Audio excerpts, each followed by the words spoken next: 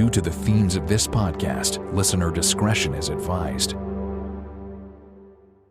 Lock your doors, close the blinds, change your passwords. This is Secrets and Spies.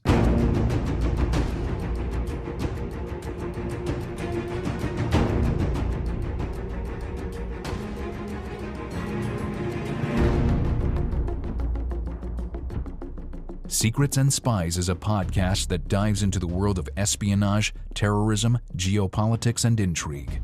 This podcast is produced and hosted by Chris Carr. Hello everybody, it's Chris here. I hope you're well. On today's podcast, I'm joined by David Bickford, who was the former legal director of MI5 and MI6, and he's now turned author.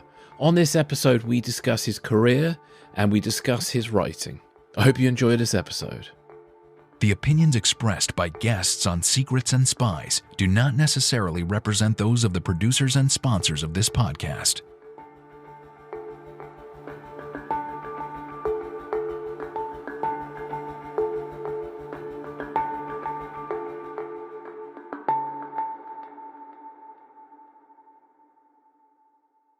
So, David, welcome to the podcast. Thanks very much for having me, Chris. Pleasure.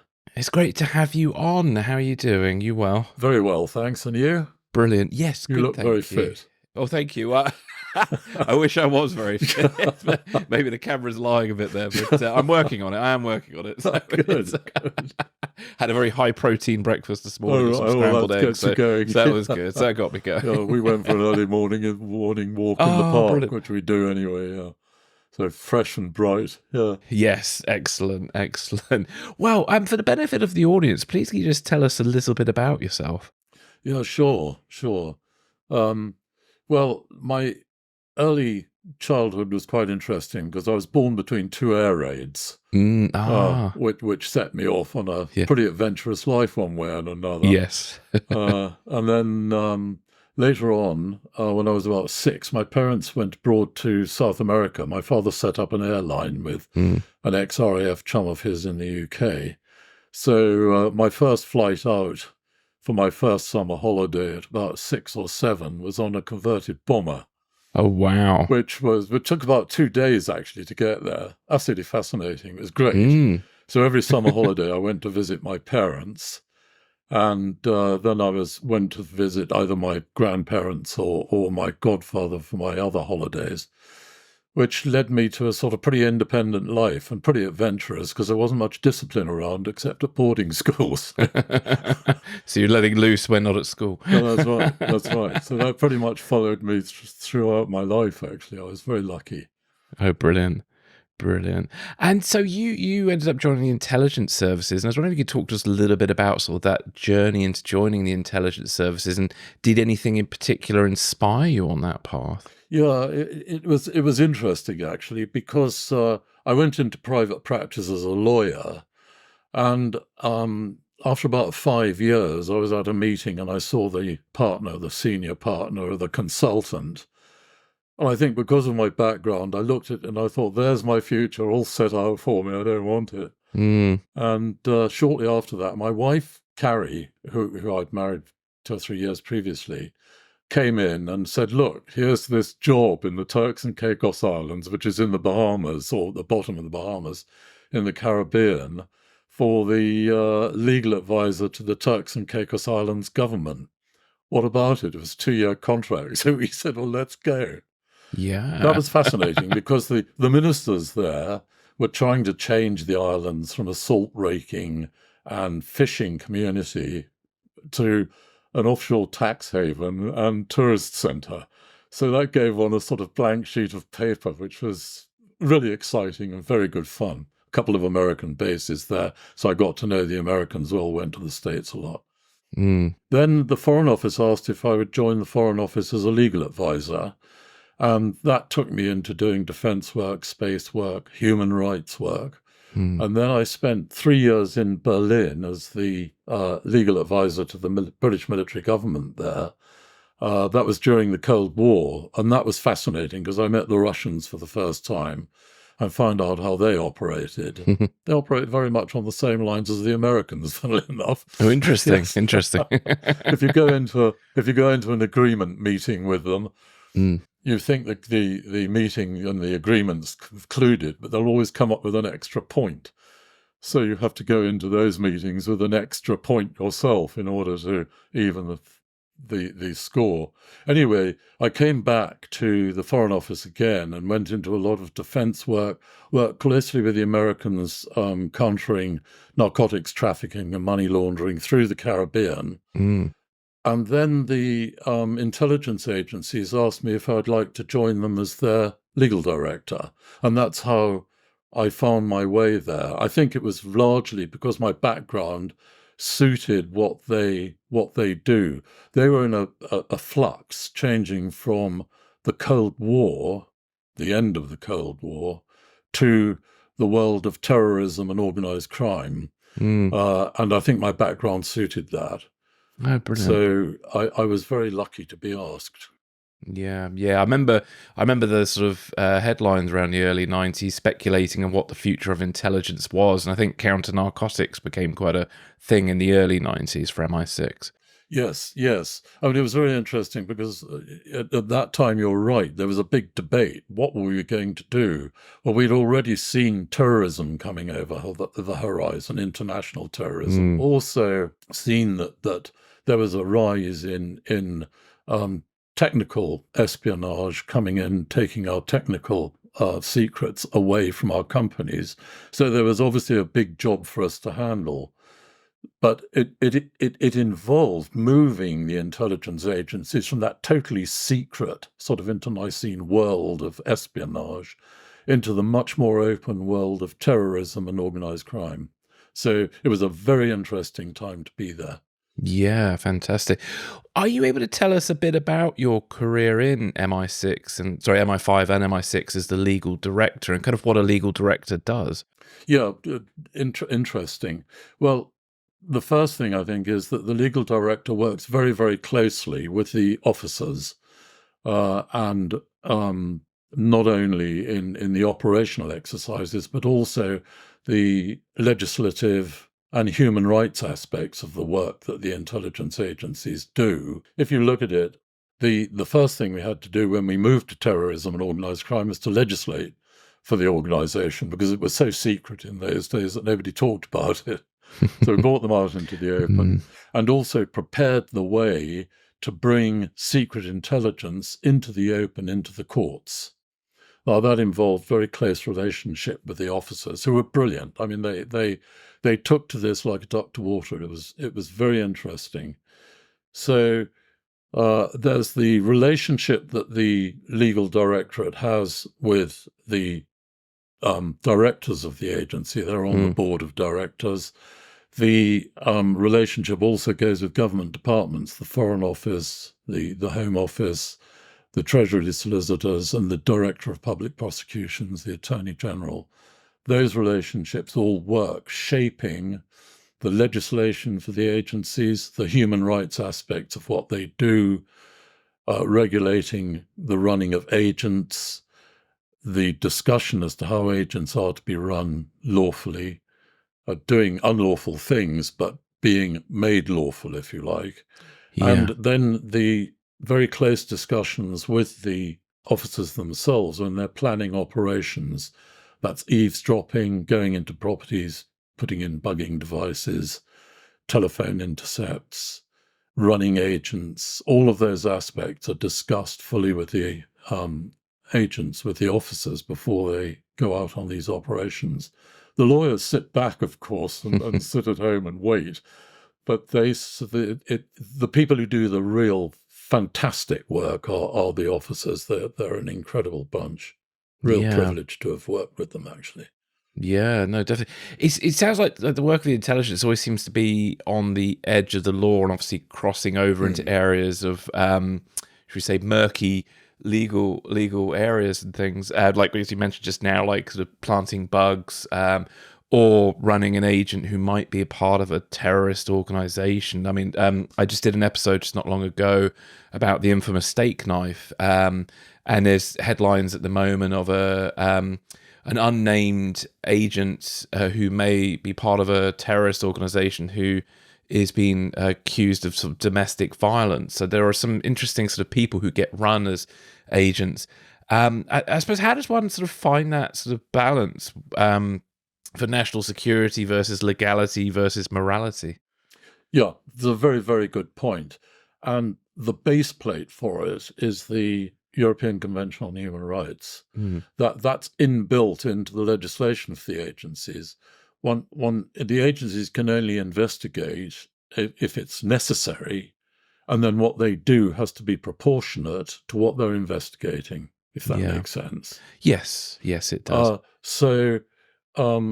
Recruiting agents is not just going out onto the streets and chatting someone up in a pub and saying, come and join. There's a process beforehand which has to be gone through.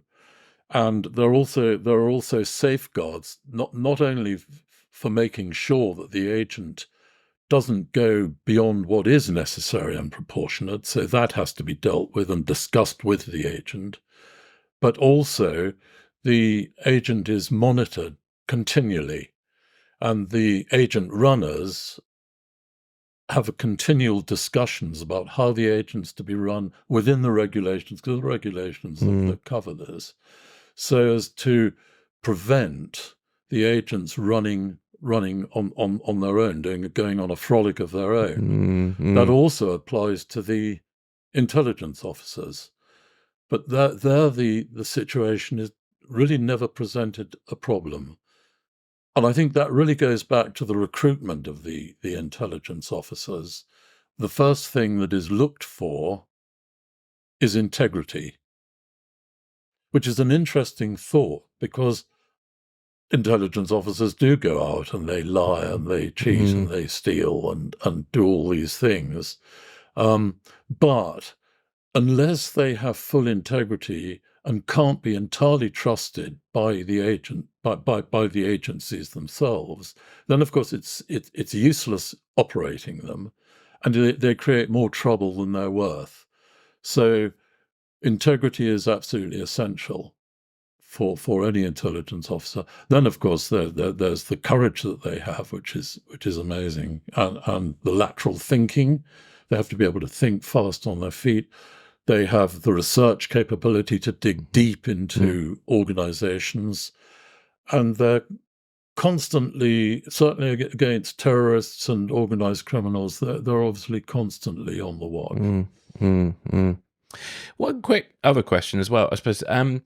With regards to the difference between MI6 and MI5, is there where I'm getting at with the CIA and the FBI are sort of leading towards a conviction a lot of times, whilst the CIA is more about gathering information. So if I extrapolate that to MI6 and MI5, is there a sort of difference between the two agencies and sort of what their legal concerns are? Because obviously with counterterrorism, one hopes, with MI5 at least, it's leading towards a conviction. Yeah, so the objective for terrorists is to try and lead to a conviction. Going back, I'll come to that later, because I think that's also a really, really interesting point. As far as MI6 and MI5 are concerned, obviously MI6 operates abroad, technically. MI5 operate at home. The fact of the matter is, of course, that since terrorism and organized crime, this is international. It's coming from all over the world. So in a sense, there's a very big crossover. Now that's handled by joint committees that assess the information and create jointery, so that the organizations aren't operating against each other in any sense at all. So in many spy novels, there's always this clash between MI6 and MI5 and all the rest of it. But that's great for novels, and obviously I do it myself. But yes.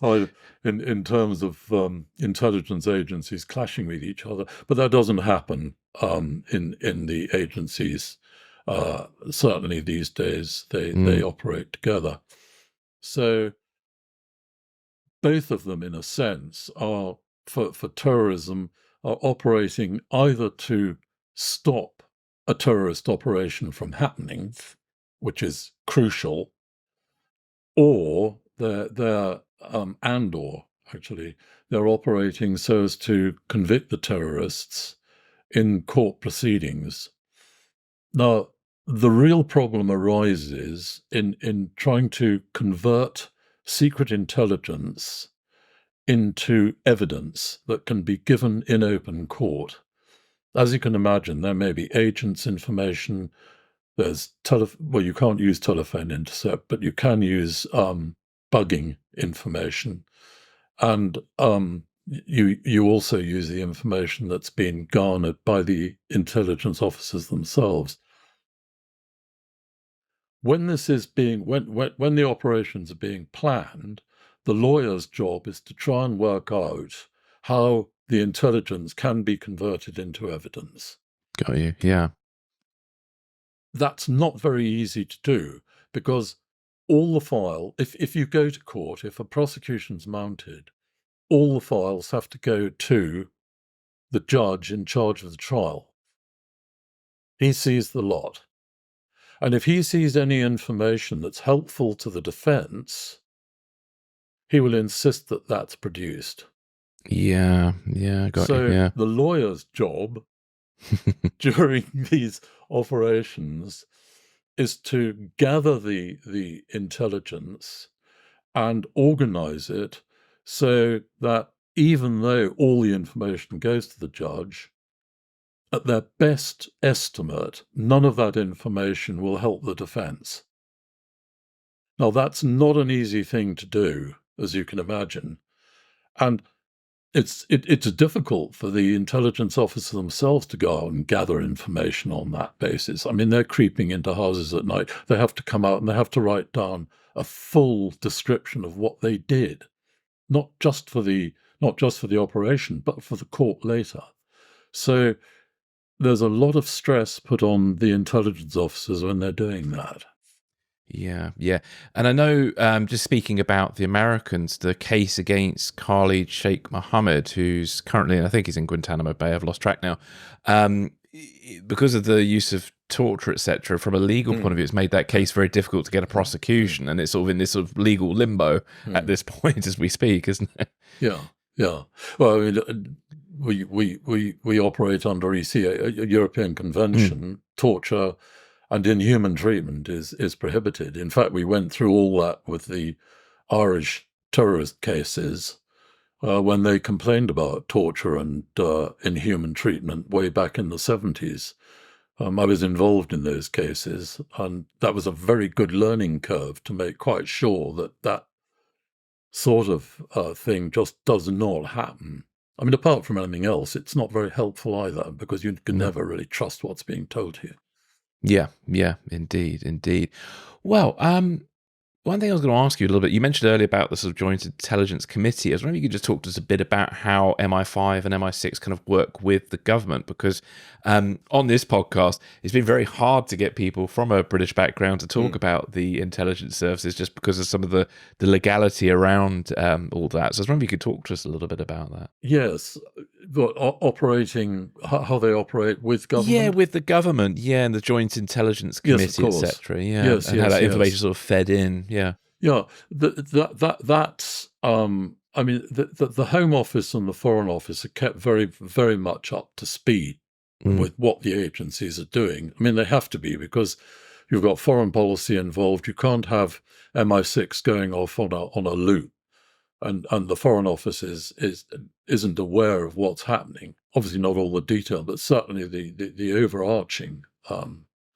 What they're doing. The same with the Home Office and the MI5. They have to keep the Home Office involved, and ministers are always involved in situations where warrants are asked for eavesdropping or running agents. Fortunately, recently, that situation has also been helped by the fact that the agencies now have to go to judges if they're going to go for very, very intrusive operations against individuals, and judges have to give their consent to surveillance to eavesdropping operations and intrusive surveillance, which is something which helps the agencies enormously. Because in the past, there were always arguments that they were going beyond the bounds, because ministers, of course, would give them permission to do what they wanted. Yeah. Well, notwithstanding that wasn't the case, but nevertheless, to have judges do this helps them enormously. So yes, there is a good liaison between the agencies and government. Yeah, fantastic. Well, what kind of threats are MI5 and MI6 of dealing with today? Russia, obviously, and that's constant. And one of the problems, apart from the obvious espionage problems of interfering with defence and technical, is the fact that they're spreading fake news all the time. Now, the agencies have to work out whether that fake news is news or is fake. And that wastes time and money tracking that down. In the early days, before fake news became the thought of the day, the agency used to have to deal with fantasists who did exactly the same thing. They'd come with a story, something that had to be tracked down and money spent. So in that sense, there's an undermining of the budget that the agencies have and the time that the officers are spending in order to track down this fake news, which has its own problems that way. And China is in exactly the same position. And industrial espionage on both Russia and China is immense and has to be looked out for all the time, whatever company you are, because China or Russia can set up fake companies that pretend to be something they're not. They'll hire people and try and insert them either into government offices or defense establishments. So there's a sort of background of great murkiness that has to be investigated by the intelligence agencies. They're very good at it, the Russians and Chinese. We have to be on a watch all the time for them. That's apart from the fact that China, you've got China's threat to Taiwan, which of course the Americans have to deal with more. You've got Russia and Ukraine, the intelligence side of that, and the absolute need to stop Russia before it moves further into Ukraine and then starts to get the idea that they can take on the Baltic states as well. Yeah, that's a great concern at the moment, isn't it? Yes, it does feel like that's what Russia's sort of goal is, effectively. Yeah, and it is real. Yeah, because a lot of people sort of try and downplay that or try and, I don't know, there are people out there of the belief that once Russia gets Ukraine, it will just sort of stop there. But it feels like Russia, or Putin in particular, wants to sort of rebuild the Eastern Bloc in some way.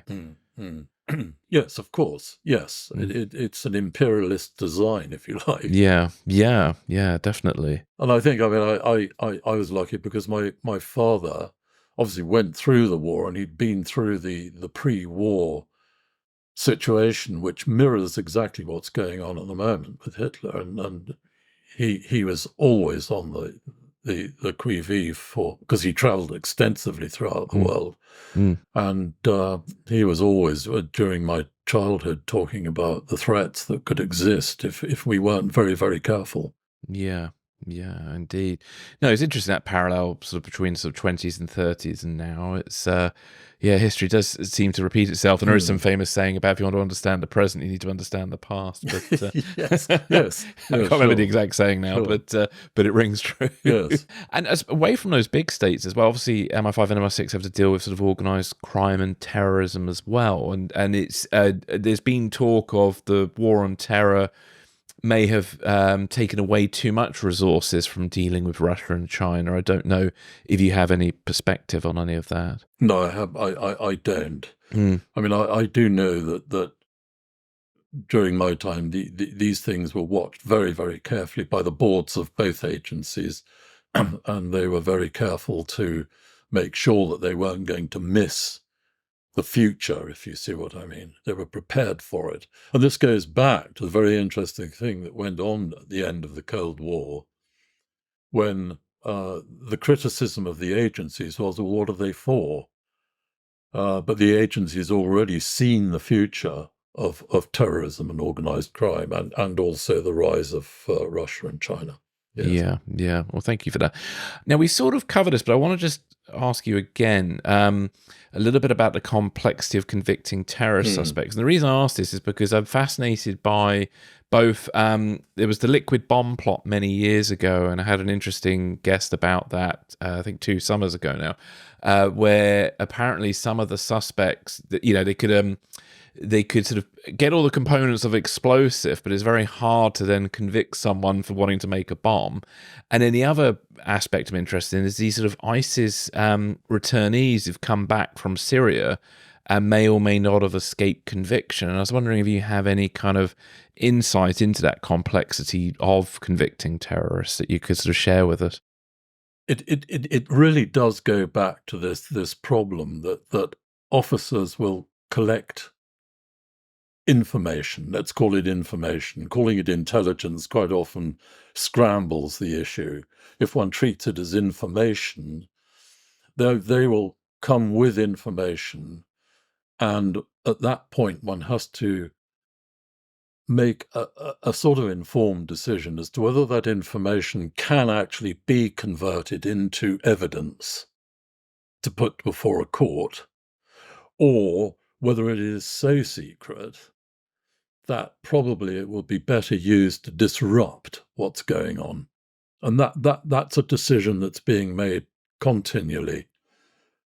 I don't think I can really go much further than that, because obviously the information could come from an agent that has to be treated so carefully. You cannot possibly have any agent thinking that he's going to be exposed or she's going to be exposed.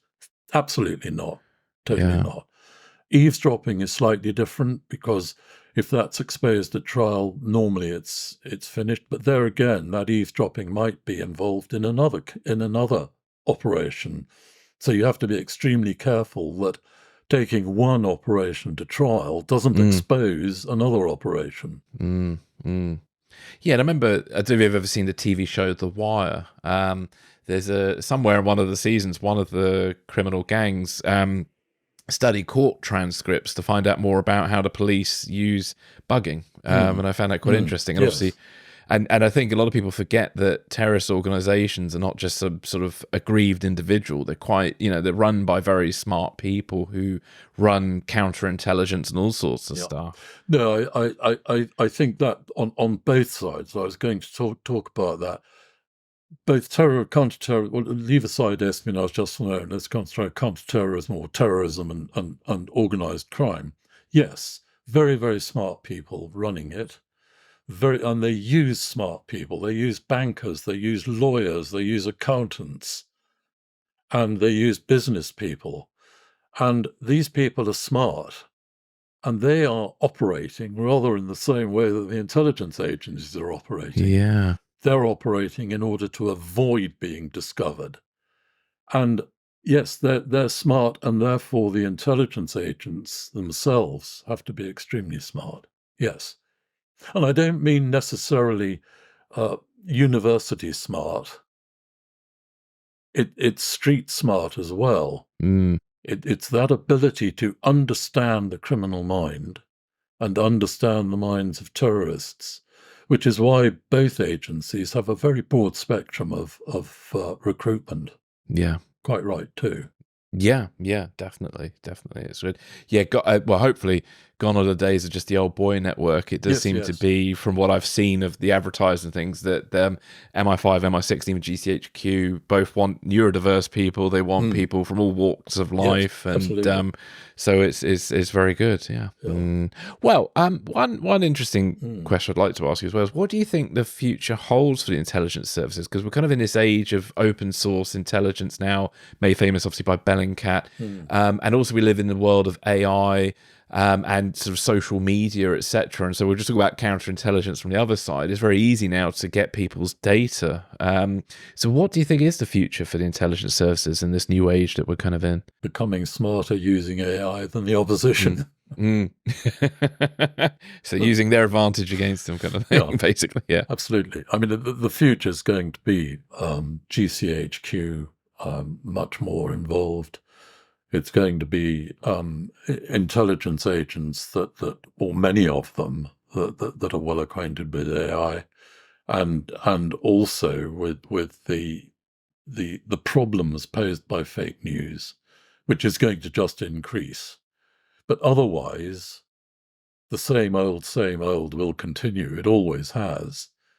Your espionage agents will use the same tricks that they've always been using, with dead letter boxes even, squirting information across the airwaves at high speed.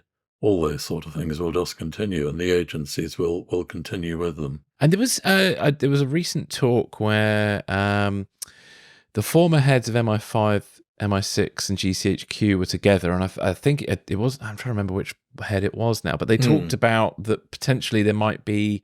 I mean, this gets talked about a lot, but there might be a merging of the services to help with better integration. And I don't know if you have any thoughts on that at all, or whether that's a viable prospect or be a good idea. My own personal view has always been that they should be merged, and leaving the National Criminal Intelligence Service out there or National Crime Agency rather, out there doing that in conjunction with both agencies. Whether that is administratively good or not, I don't know. I think in many ways it could be a cost saver. Yeah. And the other argument is that having the two aspects looking at the same problem is also very, very useful. So it's really a question that I think has to be continually considered in terms of budget and administration, human resources. I don't think there's a very simple answer unless one's actually involved at the time. So I couldn't go any further than that, except to say that was my own private opinion earlier when I was in the job. Let's take a quick break and we'll be right back.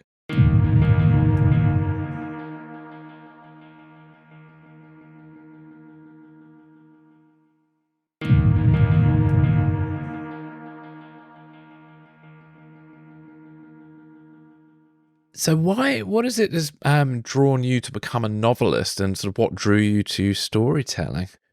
Yes, after I left the agencies, I went to the States for a year. I was discussing the future of terrorism and money laundering, actually, with the Americans. But I also did a semester at university talking about these issues to the master students there, which was absolutely fascinating.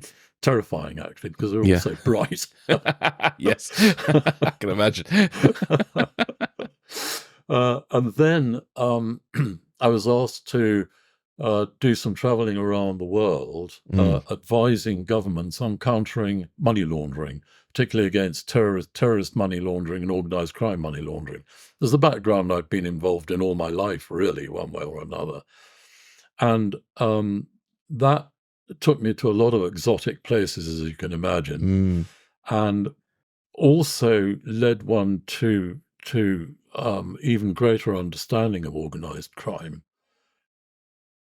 and the sort of complete, utter lack of any safety net that they have.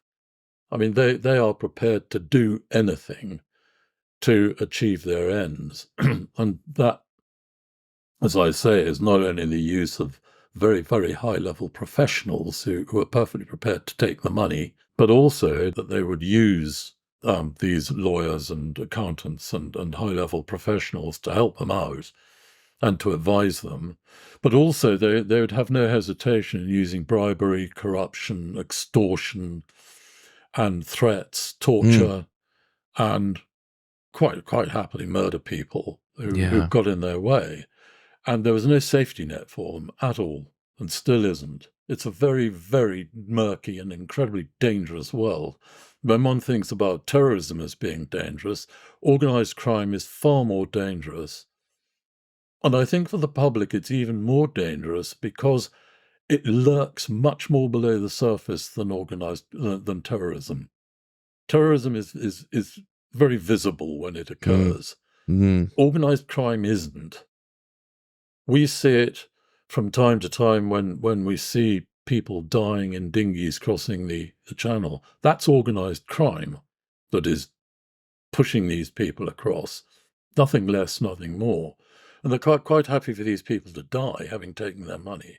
We don't see people who have crossed from the places they started from, Somalia, African countries, Far Eastern countries, who have died on the way, been tortured or shoveled off, or their money taken and they've just been cast on one side. And the people who run this are organized criminals. So Carrie and I were traveling, doing this together, my wife. We've been married many years. She helps me write, actually, which is brilliant. We write together. Brilliant. Pencils at dawn. Excellent. That's wonderful.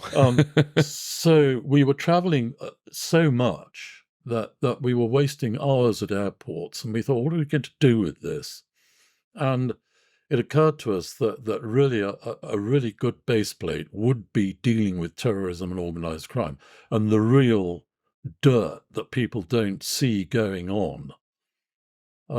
So that led to us moving into writing. Excellent. The world of Katya, funnily enough, came about because my 13-year-old granddaughter asked me one day to come down to her school and talk about Spies, because they've been doing James Bond for an English essay, I think. Yeah.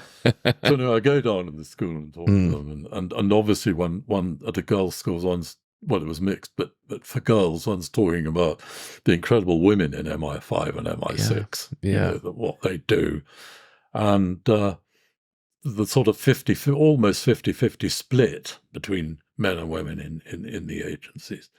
And it suddenly occurred to me, of course, that one could combine a female agent working in this awful, dangerous area of organized crime and terrorism, going down into the tunnels and trying to hunt down these people. And that took me to another thought, which was, after the end of the Cold War, there was quite a lot of cooperation between Russia and the West. And I thought, well, one thing we haven't actually seen in espionage novels is an international organization, including Russia and the United States and the UK. So I thought, right, well, let's combine them all together. So Katya, who is the female agent of this international agency, is Russian, which gave us another sort of dimension. How does a Russian operate in this dreadful world? How much does she know about it? And so we made up Katya. She's conflicted. She was brought up just during the end of the communist era by a KGB colonel father who was absolutely brutal. And his one thing in his world was that he never had a son, and he was determined to push his daughter into the intelligence agencies in Russia. And on the other hand, she had a mother who was a prima ballerina who left her brutal husband and sort of disappeared out of her life. But she always, on the one hand, she was shoveled into this world of intelligence, Katya, that she actually enjoys, despite her father, or perhaps because of him.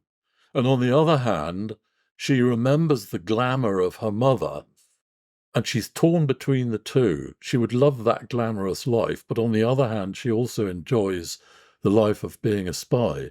So constantly, as she goes down through these channels and tunnels of secrecy dealing with these criminals, she sees both sides, and she can get tempted by the glamour. Yeah. Oh, wow. Yeah.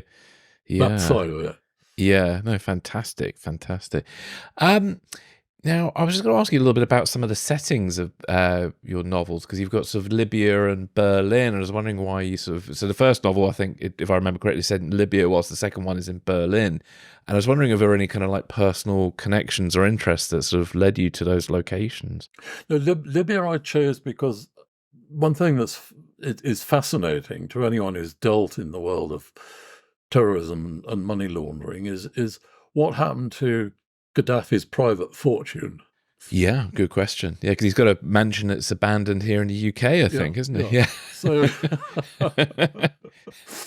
so we imagined that having been stolen by his private money launderer, who's guarded by terrorists. So Katja has to go into that world, which is pretty terrifying, I must say, to try and discover where this money went to. So we follow her in the sort of world where she's pretty much oppressed, trying to get there. Berlin is in fact the book that's going to follow on from the one we've just finished. But that was because I spent 3 years in Berlin during the Cold War, and it's set in the Cold War. That particular novel, we've got the outline of it. It's a very particularly interesting time because people were still being killed coming across the wall at that time in the late 70s. And the Russians were still creating problems in Berlin to disguise what else they were doing elsewhere in the world. So it was quite a tense time. So Berlin is tense in terms of a real espionage story, in fact. The novel we've just finished, the novel the second novel we did was The Informer, which Katja has to infiltrate a Russian mafia on the Black Sea that's trafficking girls and also laundering the proceeds of their gambling casino into China. So there are two elements here. You've got the Russian mafia and you've got the Chinese tongs. Which is worse is pretty difficult to imagine, actually. So one's entering a very, very seedy and dangerous world of trafficking women and children, and also high stakes gambling, which in itself can be pretty seedy. And if you go to the wrong casinos. No, it's very good. It's all, kind of brilliant material for fiction, because there's a sort of lot of inbuilt tension. But it's interesting as well because obviously there's this sort of real world element to it, which is I think what makes them so interesting. And for me, my favourite sort of spy fiction always has its sort of toe in reality in some place, and so it's good that your novels have your sort of background to steer them, really. Well, it's really useful, the background, as I think with all spy novelists. The stories are imaginary, but they're based in some knowledge of what went on. Yeah. Can you talk to us a little bit about your what inspiration you've taken maybe from other fiction? Because we talked a little bit about your real world experiences. Is there any other fiction that sort of inspired you as a novelist? No, I haven't. I sort of kept away from it because I was trying to do something different and I didn't want to be influenced. And I mean, my goodness, couldn't you be influenced by Mick Herron? It's just fantastic. Yeah. So, and therefore I kept away from it. My reading is, I suppose my reading, my favorite authors, curious enough, were Mickey Spillane, which my godfather introduced me to at the age of 13. Oh, brilliant. He was a doctor. He said, it's time you read Mickey Spillane. You need educating. Yes. And he also, on the other side of the coin, introduced me to Somerset Maugham. And both of those authors I really go for because of the characters. They can sketch a character in 2 or 3 sentences absolutely brilliantly. And they create moods which are just superb to read. Yeah. And their stories are fascinating, of course. I mean, really intricate, very interesting. And I mean, I know Mickey Spillane's sort of seen as a misogynist thug, but leaving that on one side, his storytelling is magnificent. Yeah.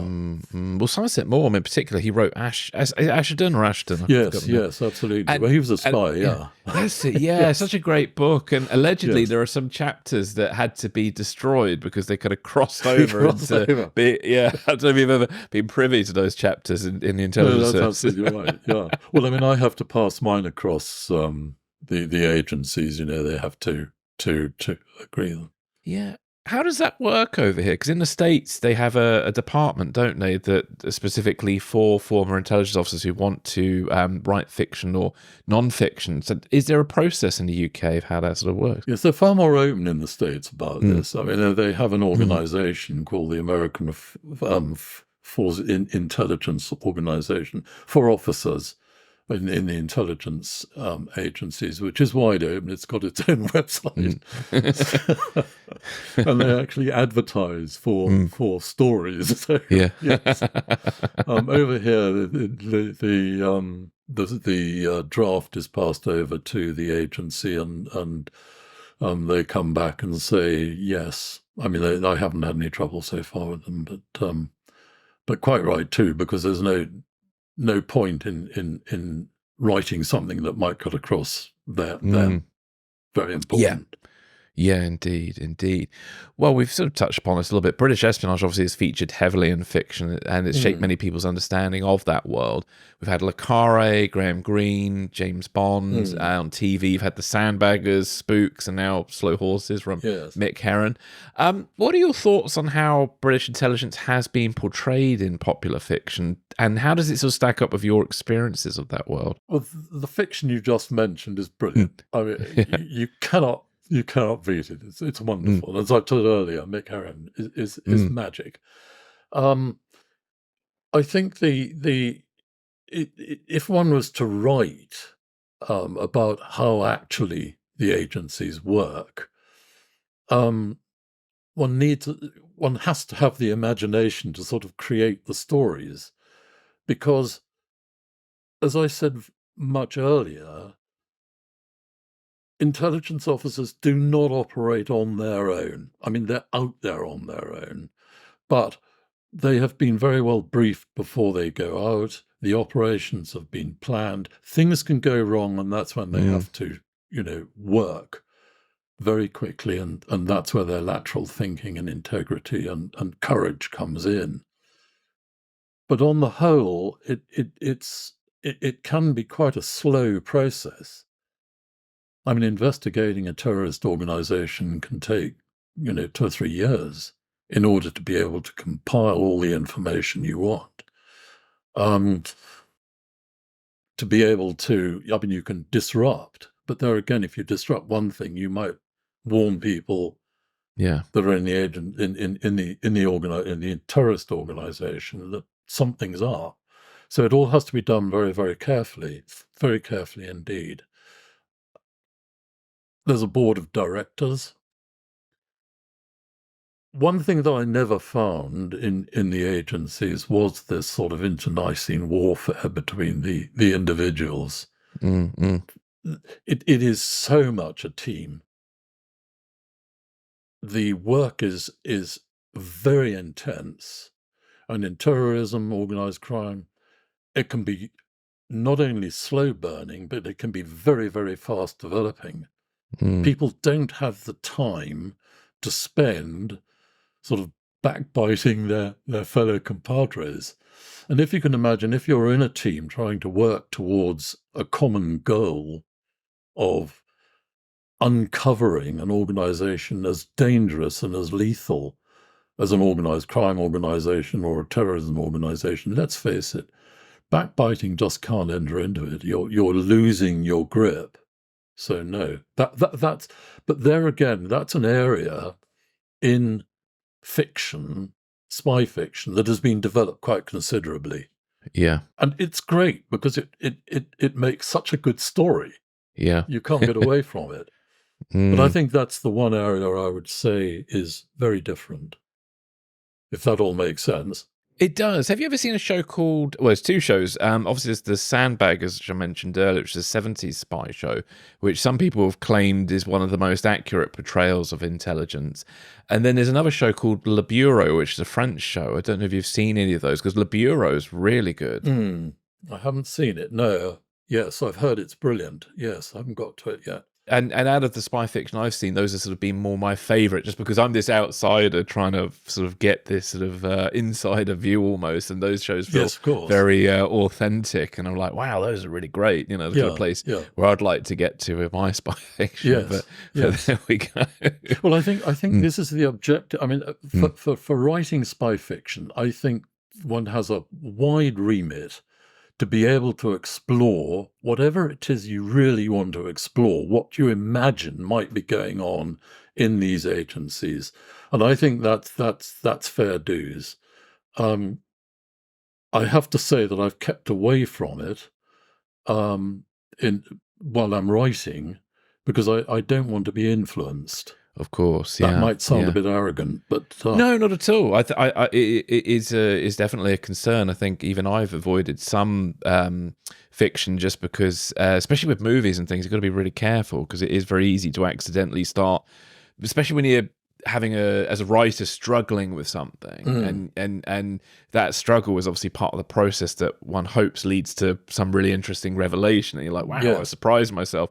But in that it's a very vulnerable place, because suddenly you can look for easy answers, and those easy answers can lead you down the road of cliche or territory that's been done before, and it's a real hard balance, isn't it? Yes. No, I absolutely agree with that. Yes. Because, I mean, characters do tend to sort of go off piste sometimes. Yes, definitely.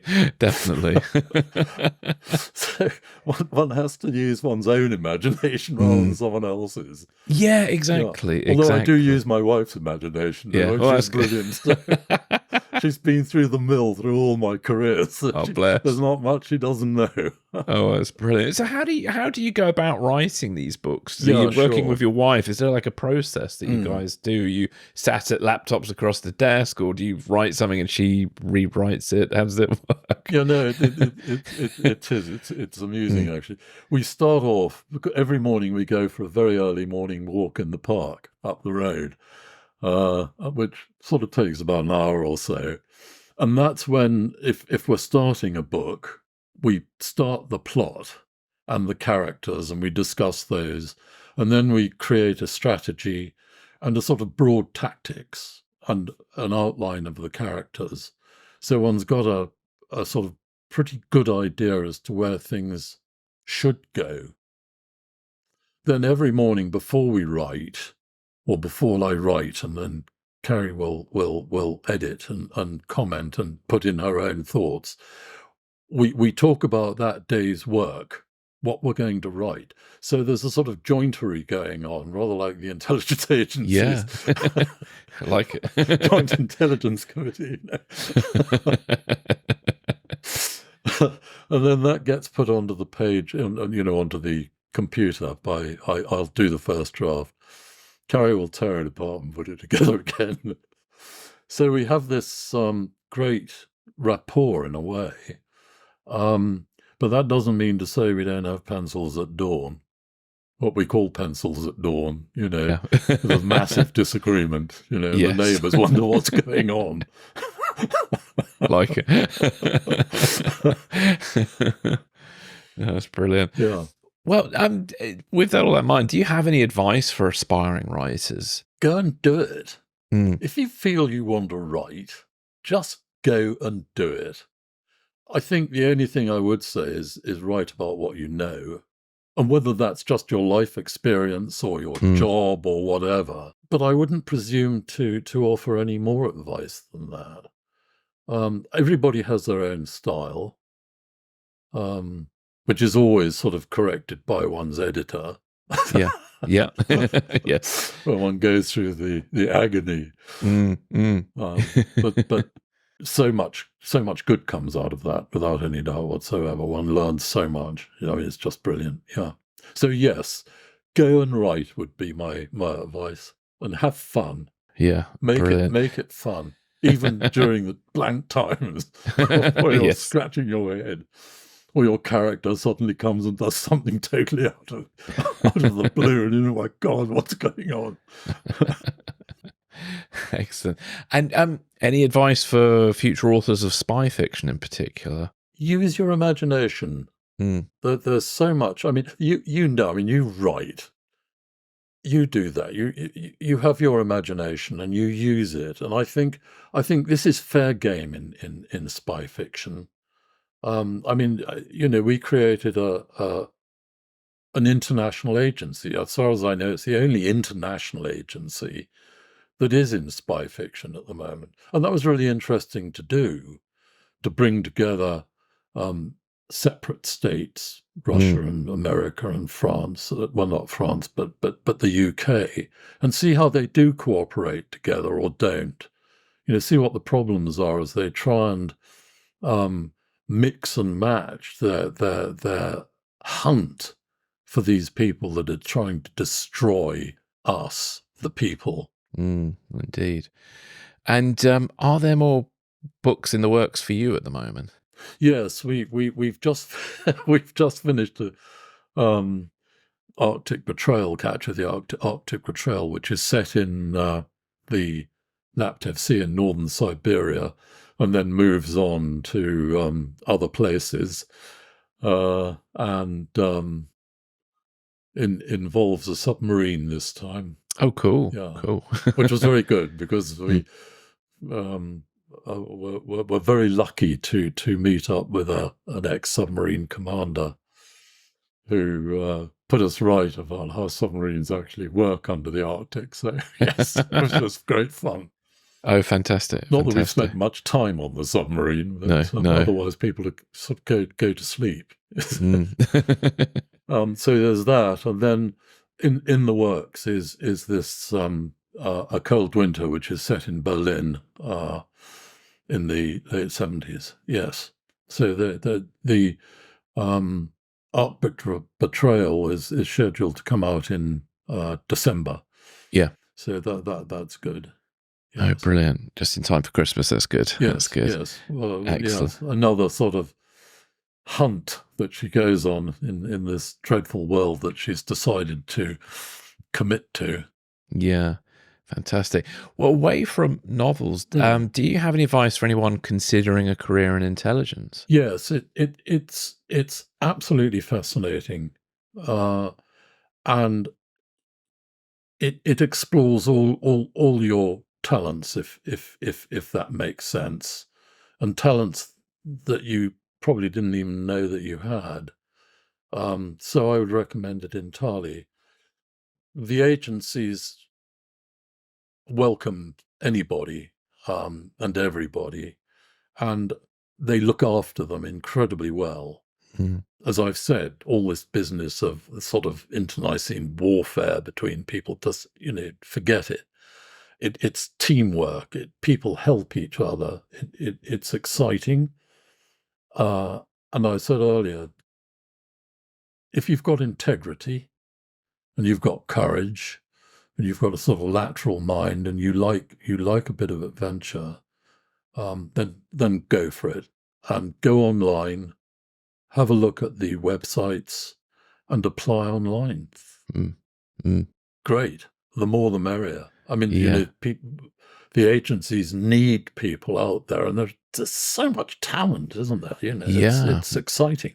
Yeah, and we're obviously in very interesting times right now, possibly historic. You know, maybe people will be looking back on this period and, you know, in 60 years' time and be like, wow, you know, what those sort of things happen. So one can be a part of sort of contemporary history, really. Yes, sure.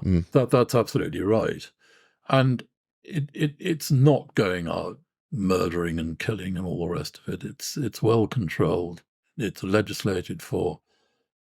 And I know a lot of people do not like the European Convention on Human Rights, but if we didn't have it, we wouldn't have agencies that are controlled and do their job properly. It's quite simple.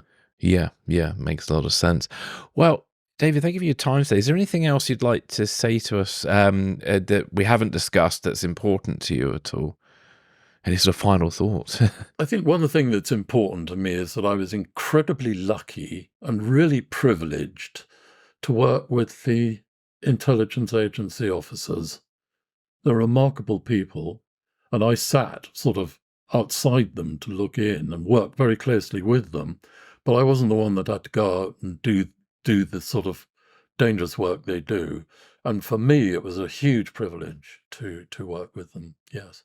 Yeah, brilliant. Well, where can listeners find out more about you and your work?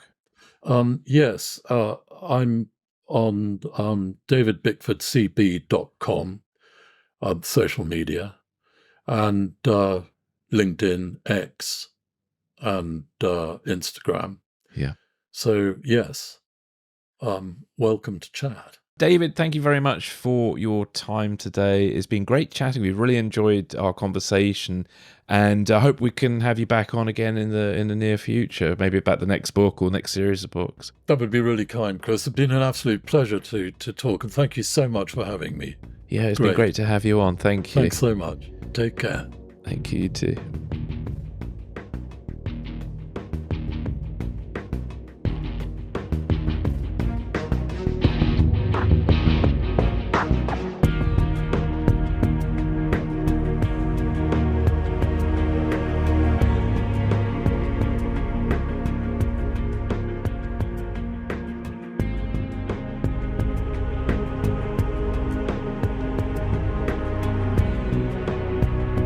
Thanks for listening. This is Secrets and Spies.